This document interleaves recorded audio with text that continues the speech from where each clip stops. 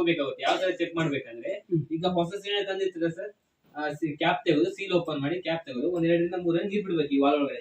ನೀರ್ ಬಿಟ್ಟಾಗ ಲೀಕೇಜ್ ಇದ್ರೆ ಗುಳ್ಳೆ ಬರುತ್ತೆ ಸರ್. ಲೀಕೇಜ್ ಇಲ್ಲ ಅಂದ್ರೆ ಗುಳ್ಳೆ ಬರಲ್ಲ. ಸೇಫ್ ಇದೆ ಅಂತ ಇದು ಚೆಕ್ ಮಾಡಿ ತಗೋಬೇಕಾಗುತ್ತೆ. ಮತ್ತೆ ರೆಗ್ಯುಲೇಟರ್ ಪೈಪ್ ನ ಚೇಂಜ್ ಮಾಡ್ತಿರ್ಬೇಕಾಗುತ್ತೆ. ರೆಗ್ಯುಲೇಟರ್ 4 5 ವರ್ಷಕ್ಕೊಮ್ಮೆ, ಈ ಪೈಪ್ ನ 2 3 ವರ್ಷಕ್ಕೊಮ್ಮೆ ಚೇಂಜ್ ಮಾಡ್ತಿರ್ಬೇಕಾಗುತ್ತೆ ಸರ್. ಮತ್ತೆ ಬರ್ನರ್, ಈಗ 99% ಬ್ಲಾಸ್ಟ್ ಹೋಗಿ ಬರ್ನರ್ ಇಂದ, ಯಾಕಂತ ಹೇಳ್ತೀವಿ ಸರ್. ಇವಾಗ ನೋಡಿ ಸರ್, ನಾರ್ಮಲ್ ಆಗಿ ನಾವು ಮನೇಲಿ ಎಲ್ಲಾ ವಸ್ತುಗಳು ಸೇಫ್ಟಿ ಅಂತ ಮಾಡ್ತೀವಿ, ಅದೇ ಸಿಲಿಂಡರ್ಗೆ ಸೇಫ್ಟಿ ಅಂತ ಮಾಡ್ತೀವ. ಎಕ್ಸಾಂಪಲ್, ಈಗ ಟಿವಿ ಇದೆ, ಟಿವಿಗೆ ಹೈ ವೋಲ್ಟೇಜ್ ಕರೆಂಟ್ ಬಂದು ಸುಟ್ಟೋಗೋದು ಯಾವ ತರ ಸೇಫ್ಟಿ ಮಾಡಿದ್ರೆ ಸರ್ ನೀವು? ಫ್ರಿಜ್ಗೆ ಸ್ಟೆಪ್ಲೈಸರ್ ಅಂತ ಬಳಕೆ ಮಾಡ್ತಾರೆ. ಫ್ರಿಜ್ಗೆ ಟಿವಿಗೆ ಸೇಫ್ಟಿ ಅಂತ ಮಾಡಿದ್ರೆ, ಸಿಲಿಂಡರ್ಗೆ ಸೇಫ್ಟಿ ಅಂತ ಏನು ಮಾಡಿದ್ದೀರಾ? ಏನು ಮಾಡಿಲ್ಲ. ಓಕೆ, ಈಗ ಟಿವಿಗೆ ಸ್ಟೆಪ್ಲೈಸರ್ ಬಂದಿದೆ ಸೇಫ್ಟಿ ಅಂತೇಳಿ, ಸಿಲಿಂಡರ್ಗೂ ಸೇಫ್ಟಿ ಅಂತ ಬಂದಿದೆ. ಇದ್ರ ಬಗ್ಗೆ ನಾವು ಪ್ರತಿಯೊಂದು ಮಾಹಿತಿ ಕೊಡ್ತೀವಿ ಅಂತ. ನೀವು ನೋಡಿರ್ಬೋದು, ಟಿವಿಲಿ ಮೊಬೈಲ್ ನೋಡಿರ್ಬೋದು. ನೋಡಿದ್ರಿ ಸರ್ ನೀವು? ಏನ್ ನೋಡಿದ್ರಿ ಸರ್? ಟಿವಿಲಿ ಮೊಬೈಲ್ ನೋಡಿರ್ತಾರೆ. ಇದು ಗ್ಯಾಸ್ ಸೇಫ್ಟಿ ಡಿವೈಸ್ ಅಂತ ಸರ್. ಇದು 3 ತರದಲ್ಲಿ ಕೆಲಸ ಮಾಡುತ್ತೆ. ಫಸ್ಟ್ ಆಫ್ ಆಲ್, ಗ್ಯಾಸ್ ಎಷ್ಟಿದೆ ಅಂತ ಕಾಣಿಸ್ತಿದೆ. ಮತ್ತೆ ಸಿಲಿಂಡರ್ ವಾಲಿಂದ ಹೇಳುದು ಸರ್, ಈ ಒಲೆ ಬರ್ನರ್ ಹೇಳುದು ಗೊತ್ತಾ, ಎಲ್ಲೇ ಲೀಕೇಜ್ ಇದ್ರೆ ಆಟೋಮೆಟಿಕ್ ಲಾಕ್ ಆಗುತ್ತೆ. ಮತ್ತೆ ಇದ್ರ ವೈಸರ್ ಇರ್ತಲ್ಲ ಒಳಗಡೆ, ವೈಸರ್ ಅವಶ್ಯಕತೆ ಬೇಕಂತಲ್ಲ, ವಿತೌಟ್ ವೈಸರ್ ಯೂಸ್ ಆಗುತ್ತೆ. ವೈಸರ್ ತೆಗೆದುಕೊಂಡು ನಾವು ಬಳಕೆ ಮಾಡಬಹುದು. ಹೀಗಂದ್ರೆ ಸರ್, ನಾರ್ಮಲ್ ರೇಟರ್ಗೂ ಸೇಫ್ಟಿ ಡಿವೈಸ್ ವ್ಯತ್ಯಾಸ ಏನಂದ್ರೆ, ಇವಾಗ ಸರ್ ನಾರ್ಮಲ್ ರೇಟರ್ ಹಾಕಿ ಬಟನ್ ಆನ್ ಮಾಡಿದ್ರೆ ಏನಾಗುತ್ತೆ ಸರ್? ಇದು ಈ ತರ ಆಗ್ತೀವಿ. ಬಟನ್ ಆನ್ ಮಾಡಿದ್ರೆ ಏನಾಗುತ್ತೆ ಸರ್? ಈ ತರ ಲೀಕೇಜ್ ಬಿಟ್ಕೊಡ್ತೀವಿ. ಈ ತರ ಲೀಕೇಜ್ ಬಿಟ್ಕೊಡ್ತಲ್ಲ ಸರ್.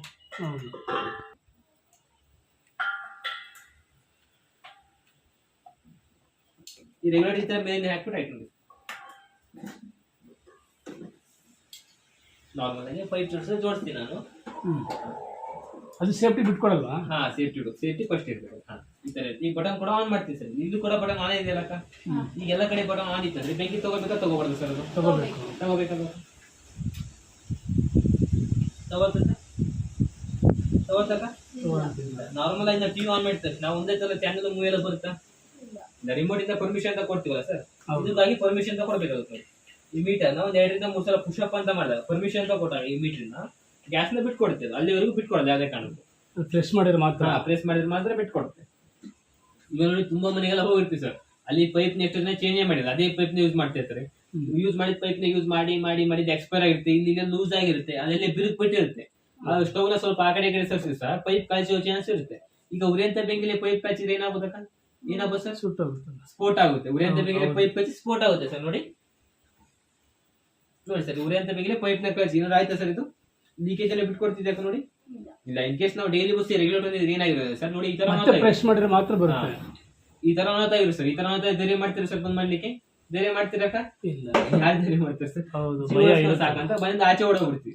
ಇವಾಗ ನೋಡಿ ಸರ್, ಜಸ್ಟ್ ನಾವು ಪೈಪ್ ಇಟ್ಟಿದ್ರೆ ಪೈಪ್ ಹಾಕಿ ಅಲ್ಲಿ ಯಾವ್ದಾರ ಬಟನ್ ಆಫ್ ಕೂಡ ಮಾಡಿದ ನಾನು. ಈಗ ಮತ್ತೆ ಕಟ್ಟಿ ಕೇಳಿದ ತಕ್ಷಣ ಬೆಂಕಿ ತಗೋಬೇಕಾ ತಗೋಬಾರ್ದು ಸರ್? ತಗೋಬೇಕು. ನಾರ್ಮಲ್ ಜನರಲ್ ಆಗಿ ತಗೋಬೇಕು. ತಗೋತಾ ಸರ್? ತಗೋತಕ್ಕ? ಇಲ್ಲ, ನಾವಾಗ್ಲೇ ನಾವು ಲೀಕೇಜ್ ಇತ್ತು ಆಟೋಮೆಟಿಕ್ ಲಾಕ್ ಆಗುತ್ತೆ ಅಂತೇಳಿ ನಾನಾಗಿ ಅನಾಥ ಮಾಡ್ಕೋಬೇಕಂತ ಪೈಪ್ ನ ಕಾಯಿಸಿದ್ರೆ ಆಟೋಮೆಟಿಕ್ ಲಾಕ್ ಆಯ್ತು. ಈಗ ಮತ್ತೆ ಪರ್ಮಿಷನ್ ಅಂತ ಕೊಟ್ಟಾಗತ್ತೆ ನೋಡಿ, ಗ್ಯಾಸ್ ಬಿಟ್ಕೊಡ್ತೇವೆ. ಎಷ್ಟು ಸತಿ ಪ್ರೆಸ್ ಮಾಡ್ಬೇಕು?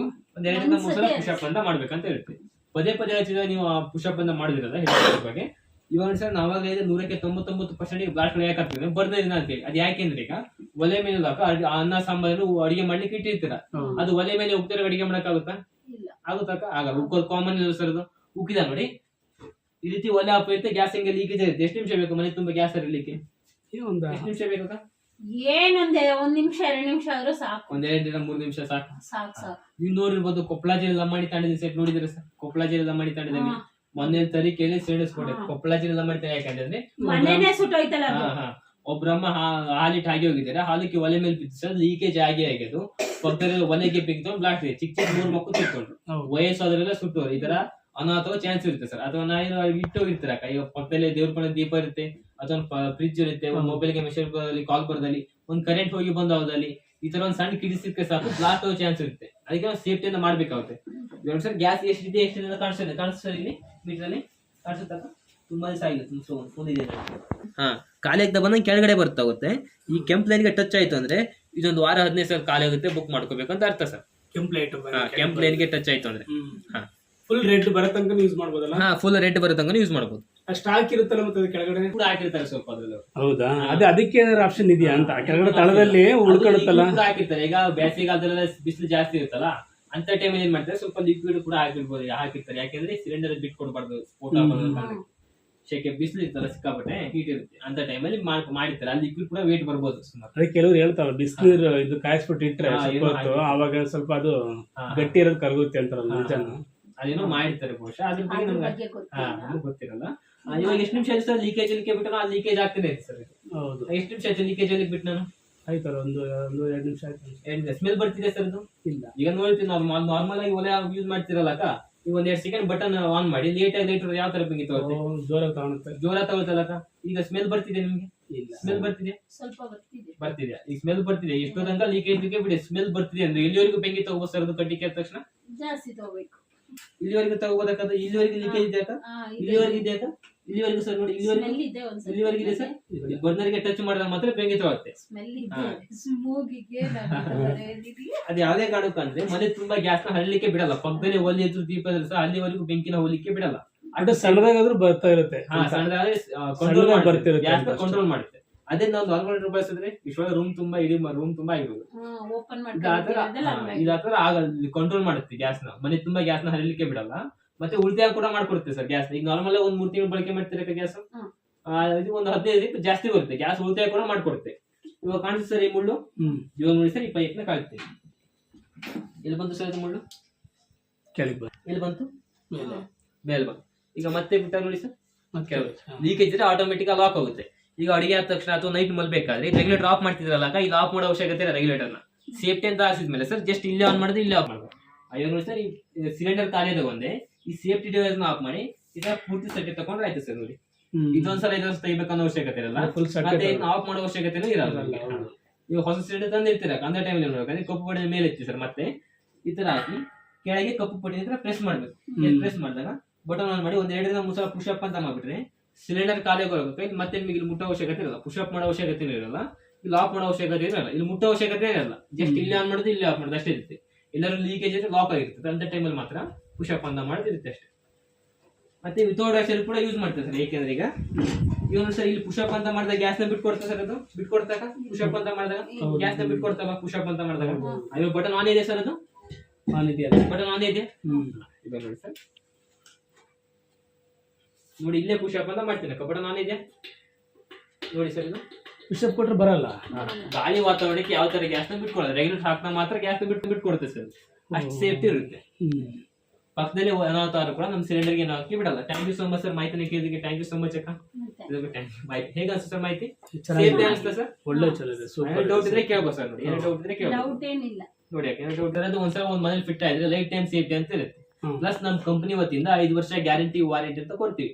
ಈಗ 5 ವರ್ಷ ಮೀಟರ್ ಪ್ರಾಬ್ಲಮ್ ಆಯ್ತು, ಹಾಕುತ್ತಾ ಪ್ರಾಬ್ಲಮ್ ಆಯ್ತು ಅಂದ್ರೆ ಡೋರ್ ಟು ಡೋರ್ ಸರ್ವಿಸ್ ಕೊಡ್ತೀವಿ. ಫ್ರೀ ಸರ್ವಿಸ್ ಇರ್ತೇನೆ. ಪೆಟ್ರೋಲ್ ಚಾರ್ಜ್ ಸರ್ವಿಸ್ ಚಾರ್ಜ್ ಕೊಡ್ಬೇಕನ್ನೋ ಅವಶ್ಯಕತೆ ಇರಲ್ಲ ಸರ್. ಮತ್ತೆ ಇದನ್ನ ಪೀಸ್ ಟು ಪೀಸ್ ಚೇಂಜ್ ಕೂಡ ಮಾಡ್ಕೊಡ್ತೀವಿ. ಗ್ಯಾರಂಟಿ ಚೇಂಜ್ ಮಾಡ್ಕೊಡ್ತೀವಿ ಏನೇ ಪ್ರಾಬ್ಲಮ್ 5 ವರ್ಷ.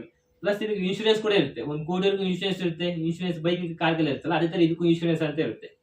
ಗೌರ್ಮೆಂಟ್ ಮಾಡಕ್ ಬರಲ್ಲ, ರಿಪೇರಿ ಮಾಡಕ್ ಬರಲ್ಲ. ಇದು ಸರ್ವಿಸ್ ಕೊಡ್ತೀವಿ, ಚೇಂಜ್ ಮಾಡ್ಕೊಡ್ತೀವಿ, ಸರ್ವಿಸ್ ಕೊಡ್ತೀವಿ ಏನಾದ್ರು ಈ ತರ ಇರುತ್ತೆ.